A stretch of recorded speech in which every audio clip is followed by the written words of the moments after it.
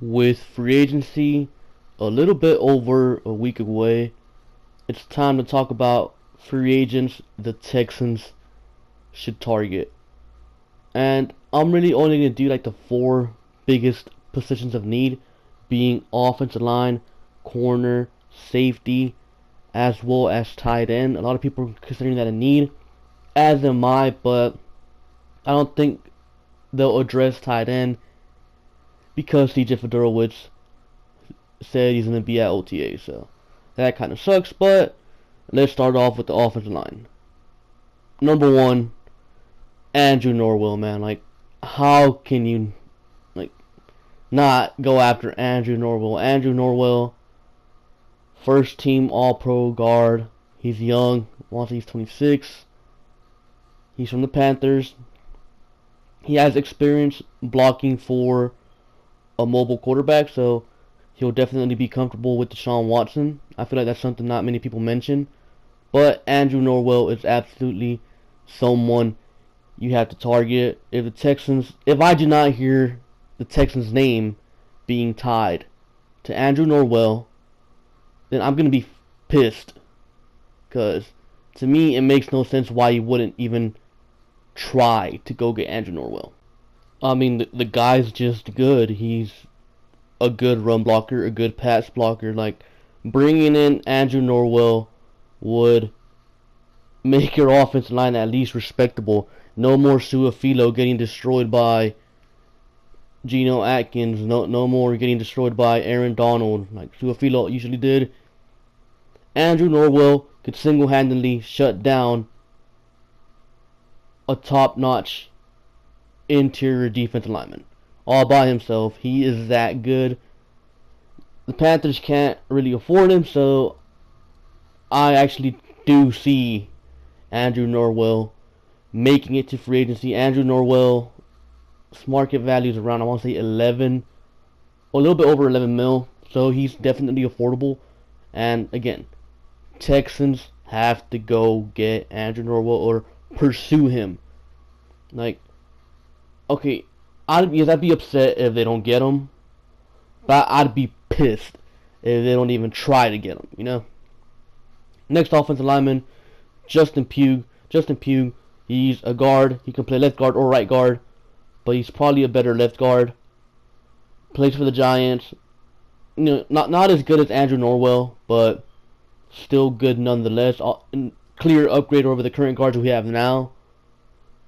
Market value wise, I want to say it was 6.5 million. So not that expensive. We wouldn't be breaking the bank on him, but he's not Andrew Norwell. Like, there's a significant drop off in talent from Andrew Norwell and the rest offensive linemen available. But Justin Pugh will probably be my second option from the offensive line crop. Next guy, Nate Soldier, left tackle for the New England Patriots. Kinda old, but not too old. I want to say he's about to be 30. So he still has a few good years left in the tank. And this guy, not gonna lie, he's a bit pricey. He's worth, or his market value is around 13 mil. He's not, top-notch left tackle. He's not, for being honest. He was in the past. This past season was actually his worst season. But left tackle is one of the most important positions on the offensive line, if not the most important. So something has to be done there, and Nate Soldier is probably the only good left tackle in free agency. I wouldn't really even say he's good. I'd say he's average. But again, you're going to be paying like 13 mil a year for him. But for a left tackle, that's kind of the price you got to give. And in the league where offensive lineman has really become a issue, kind of have to overpay, man. I'd be okay with Nate Soldier, but he would not be my first pick of an offensive lineman. And I'm pretty sure he's going to be here, honestly, because he's from New England. Next guy, number 4, Chris Hubbard, right tackle from the Steelers. Now, this guy, he's a right tackle. but he wasn't a starter for the Steelers. He was more of that, that extra sixth offensive lineman. But he ended up getting a lot of reps when the Steelers starting right tackle was out for a significant time last season, and he performed really well. So the Steelers are kind of in a tight spot in cap space.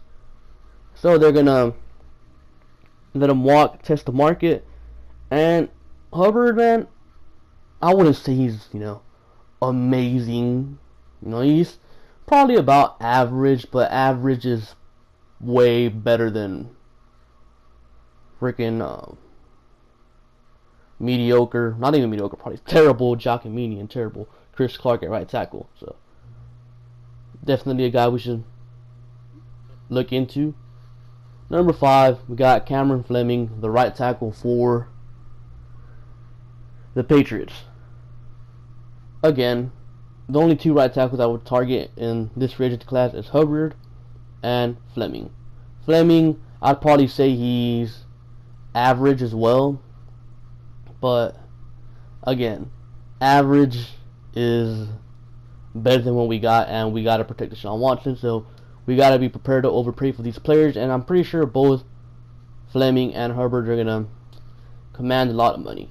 Now, there's some, other offensive linemen in free agency that are, interesting that I wouldn't mind getting, but they wouldn't be my top 5 options, and that's Luke Joeckel, left guard for the Seahawks, Jack Mewhort, guard for the Colts, Josh Sinton, guard for the Bears. He didn't pick up his option, so he's going to be a free agent, and they each have their issues. Josh Sinton, age, Jack Mewhort, injuries, and Luke Joeckel hasn't really lived up to the hype to where he was selected, and now was number 2 overall. And now for the corners. At number 1, I have E.J. Gaines, corner from Buffalo. E.J. Gaines just got traded last season to Buffalo by the Rams, and he was an absolute stud. Him and what's his name, Tre'Davious White made a great duo. E.J. Gaines should be a number 1 corner in the league. He can handle a number 1 receiver. He's considered small by the standards of today in the NFL, but he's the same size as Kareem Jackson and Jonathan Joseph, 5'11". And the reason why I have E.J. Gaines higher than Trumaine Johnson and Malcolm Butler is because E.J. Gaines is 26, while Malcolm Butler and Trumaine Johnson are both 28. So if you were to sign, Trumaine Johnson and Malcolm Butler, you'd probably only get him for a 4-year deal, because by the time that 4-year deal ends, they'll be 32. And E.J. Gaines is 26, so you could probably sign him to a 5-year deal. He'd be here longer term. Oh yeah, and E.J. Gaines is also cheaper, so there's always that. At number 2, Malcolm Butler. I just think Malcolm Butler to Houston makes sense. I think it's the most likely scenario that's going to happen because, of course, he's from New England, and the Texans like getting players from New England for whatever reason, or for obvious reasons. Bill O'Brien has ties there, but Butler just makes sense, man. Apparently, rumors last season came out that the Texans were trying to trade for Malcolm Butler, so they weren't able to, but now they have a chance to get him in free agency. And I totally see it happen. We even got DeAndre Hopkins out there trying to recruit him, and it just makes sense. And then a lot of people think Butler's overrated, and I would agree with them, but overrated doesn't necessarily mean bad. Butler is, I'd say, above average at everything he does, and it makes him an above average corner. Of course, he's not, Xavier Rhodes, Darius Slay, Jalen Ramsey good, but he's better than what we got, way better than what we got right now, and I wouldn't mind getting him. As for market value, Malcolm Butler is projected to make around $13 million a year, which isn't bad for, a quarter of his abilities. And at number 3, I got Trumaine Johnson. Trumaine Johnson is probably honestly the better of the 3 corners, the top 3 corners being Gaines, Butler, and Johnson. He's probably the better one. Really good in man coverage. Good in zone. But probably the most expensive of them all. And yeah, he'd be great to have, but again, most expensive. Not that much better than Gaines and Malcolm Butler, but still better nonetheless. That's why he's going to demand a higher price, being around the 14 mil range. Some even saying 15. So, would I target him? Perhaps, but I'd go for Gaines and Butler first. Next guy on the list, Kyle Fuller. Now, Kyle Fuller is kind of, I guess you can say, a project pick. Kyle Fuller had 2 good seasons in a row. His rookie season, his sophomore season. His third season was kind of injury filled, and he kind of struggled. And this year, this being his 4th season, he bounced back and had a really good season. Fuller right now is kind of seen as a number 2 corner. Getting Fuller, you're kind of gambling on him being capable of being that number 1 corner. But, if he can't be that number 1, then he'll definitely be able to be that number 2. He's younger, and he's also cheaper, around the 8 mil, 9 mil range. And number 5, Rashawn Melvin. This guy's an absolute gamble, but he's so cheap. Like, he's projected to make around anywhere from like 4 mil to 6 mil. This guy is a gamble because I think he's played for like 5 teams. He's a little bit older, like around 29. He's only had 1 good season, and he did it as a number 1 corner for the Colts. And the fact that he did it for the Colts, a team that has no pass rush and like no one really helping him around, that's pretty impressive, really, if we're being honest. But again, 1 good season, that's kind of gambling, but for as cheap as what he's projected to get, I'd go for that gamble. And now some other players I wouldn't mind the Texans pursuing. Pat Robinson, corner from the Eagles. Aaron Colvin, corner for the Jaguars. And Prince Amukamara, corner for the Bears. Now, again, they each have their issues. Pat Robinson, solely a nickel corner. He's old. So if you bring him in here, he's only going to be a nickel corner, and that's it. Aaron Colvin has only been used as a nickel corner. Some think he could be an outside corner. Maybe he can, maybe he can't. But as of right now, what we know is he's a nickel corner, and he's going to get somewhere like around 10 mil a year because he did that good in the nickel spot. And if someone wants to, get him in the outside corner spot, they don't know how well he's going to perform out there because he's solely been a nickel corner. And Prince Amukamara. Prince Amukamara, he's an average corner. He's 29. But his biggest issue, I say, is like he hasn't been wanting to sign long term for these past few years. 1-year contracts. Like, yeah, that's not going to cut it. To me, Prince Amukamara is just a stopgap. Like, he's not going to be here long term. He's not going to address your issues. He's only going to like just be there for a couple years, and then you'll be back to square one. And now for the safeties. At number 1, Lamarcus Joyner. Lamarcus Joyner, good cover safety, about average at stopping the run. I really like him coverage-wise, but I highly doubt he makes it into free agency because the Rams are trying really hard to keep him. My only issue with him is his height, 5'9", and if, our current corners or, DBs are already getting snagged on at 5'11", imagine 5'9", Lamarcus Joyner. Like, that's literally my only issue with him. Like, imagine playing the Patriots and they just, like, send Gronk up there and they just fucking throw it up to Gronk. Like, no. Number 2 on my list is Morgan Burnett, safety for the Packers. He's pretty good. He's a strong safety. Can cover well. Can stop the run well. He's a little bit older, 29, I want to say. So he's, definitely higher up there in age. I think his market value is a little high for his current age, and that's like about 11 mil a year. But, again, we got to fix that secondary. At number 3, I got Kenny Vaccaro. Kenny Vaccaro is probably an average against the pass and really good against the run. He's kind of had an up and down career over there in New Orleans. I think he just needs a change of scenery. Maybe he comes back home to Texas and gets back to shape and does well. And at number 4, I got Trey Boston. Trey Boston has been pretty much, I'd say, average at best his whole career, besides this past season where he was, I'd say, above average to good. Interesting guy, he really is. Takes a bunch of gambles.